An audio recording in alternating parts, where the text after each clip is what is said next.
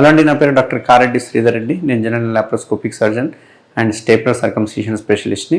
నేను treatment range hospital KPHB colony road number 4 Kukatpally హైదరాబాద్లో అవైలబుల్గా ఉంటాను.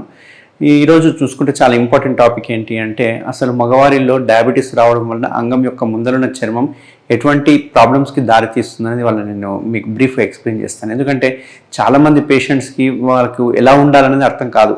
అంగం యొక్క ముందరున్న చర్మం ఎలా ఉంటుంది, ఎలా క్లీనింగ్ చేసుకోవాలి, ఎట్లా వెని కనుక్కోవాలి, ఇవన్నీ విషయాలు చాలామందికి అవగాహన లేదు. సో ఈ వీడియో చూడడం వల్ల మీకు ఒక అవగాహన వస్తుంది.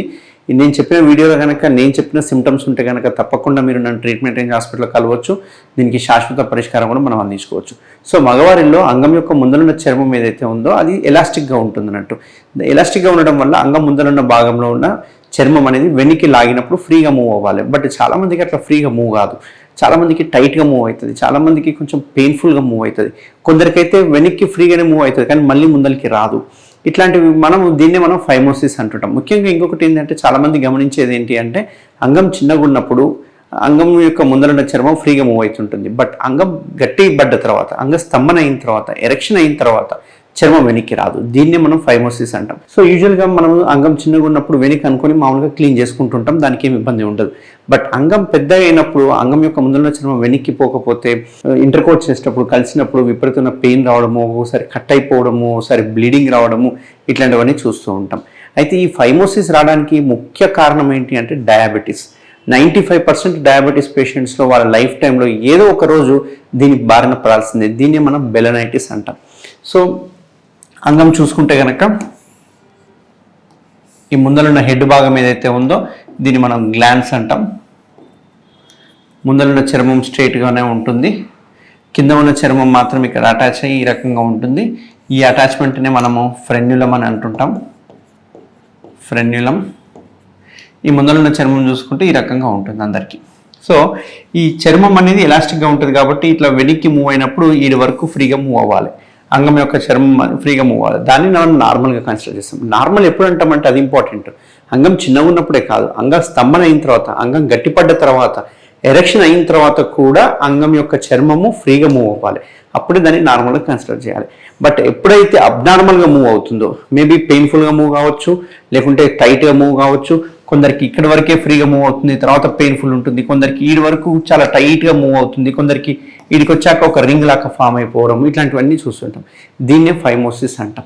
ఈ ఫైమోసిస్ రావడానికి బెలనైటిస్ అనేది ముఖ్య కారణం. బెలనైటిస్లో ఏమవుతుందంటే ఈ యూరిన్ పోసినప్పుడు యూరిన్లో ఉన్న షుగర్స్ అన్ని ఇక్కడ అతుక్కోవడం స్టార్ట్ అవుతుంటుంది. యూరిన్లో షుగర్స్ అన్ని ఇక్కడ టచ్ కావడం వల్ల ఇక్కడ ఒక రకమైన ఇన్ఫ్లమేషన్ స్టార్ట్ అవుతుంది. ఈ చర్మం అంతా మందంగా తయారు కావడం, ఇట్లాంటివన్నీ చూస్తూ ఉంటాం. దీనివల్ల మనం వెనక్కి అనడానికి ప్రయత్నం చేస్తే అక్కడక్కడ కట్ అయిపోతూ ఉంటుంది, చీలికలు ఏర్పడుతూ ఉంటాయి, క్రాక్స్ ఫామ్ అవుతూ ఉంటాయి. దీన్ని మనం బెలనైటిస్ అంటాం. ఇట్లా ఫైమోసిస్ కానీ బెలనైటిస్ ఉన్న వాళ్ళకి ఏం ఆయింట్మెంట్స్ కానీ మందులు కానీ ఇట్లాంటివి దానివల్ల పనిచేయదు. ఎందుకంటే అక్కడ చర్మం ఎలాస్టిసిటీ పోయింది. సో ఖచ్చితంగా వాళ్ళకి సర్జరీ చేయాలి. మామూలుగా అందరూ ఓపెన్ సర్జరీ చేస్తారు. దీన్ని మనం కత్నా అని, సుంతి అని అండ్ సర్కంసిషన్ సర్జరీ అని అంటుంటాం. బట్ ఏదైతే ఓపెన్ టెక్నిక్ ఉందో అందులో మనం స్కిన్ని కట్ చేసి కుట్లేయడం జరుగుతుంది. ఆ కుట్లు కూడా ఎక్కడ వేస్తారంటే ఈ హెడ్ భాగానికి వేయడం జరుగుతుంది.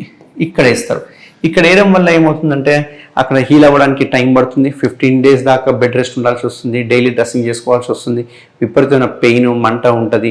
అంతేకాకుండా డిశ్చార్జ్ చీము గారినట్టుగా కారుతూ ఉంటుంది.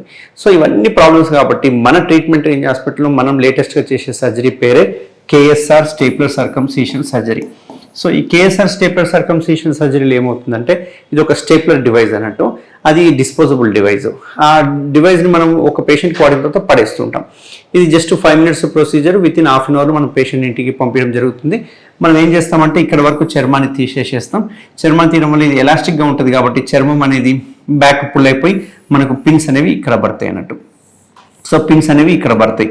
సో ఈ గ్యాప్ ఏదైతే ఉందో ఇది ఓన్లీ స్టేప్లర్లో మాత్రమే పాసిబుల్ అవుతుంది, ఓపెన్ సర్జరీలో పాసిబుల్ కాదు. సో ఇది జస్ట్ 5 minutes సర్జరీ. ఏ పెయిన్ ఉండదు, ఎటువంటి బ్లీడింగ్ ఉండదు, ఎటువంటి వాపు ఉండదు. పేషెంట్ ఇమ్మీడియట్గా డిశ్చార్జ్ అయ్యి ఇంటికి వెళ్ళిపోవచ్చు, లేదంటే వాళ్ళ ఆఫీస్కి వెళ్ళిపోవచ్చు, ఇమ్మీడియట్గా వాళ్ళ వర్క్స్కి వెళ్ళిపోవచ్చు. ఎటువంటి పథ్యం అవసరం లేదు, బెడ్ రెస్ట్ అవసరం లేదు, ఎటువంటి డ్రెస్సింగ్స్ అవసరం లేదు, ఆయింట్మెంట్స్ అవసరం లేదు, ఏది అవసరం లేదు. ఇది చాలా సింపుల్ సర్జరీ. ఎటువంటి మత్తు కూడా ఇవ్వాల్సిన అవసరం లేదు. జస్ట్ మత్తు కూడా ఇక్కడ ఇస్తే సరిపోతుంది. ఒక హాఫ్ అన్ అవర్లో 1 అవర్లో మత్తు కూడా దిగిపోతుంది కాబట్టి వాళ్ళు ఇమ్మీడియట్గా ఇంటికి వెళ్ళిపోవచ్చు అన్నట్టు. సో ఎవరికైనా ఇట్లా ఫైమోసిస్ బెలినైటిస్ లక్షణాలు ఉంటే కనుక తప్పకుండా నన్ను కన్సల్ట్ అవ్వండి. దీనికి శాశ్వత పరిష్కారం KSR స్టేప్లర్తో మనం తీసుకోవచ్చు. Thank you very much.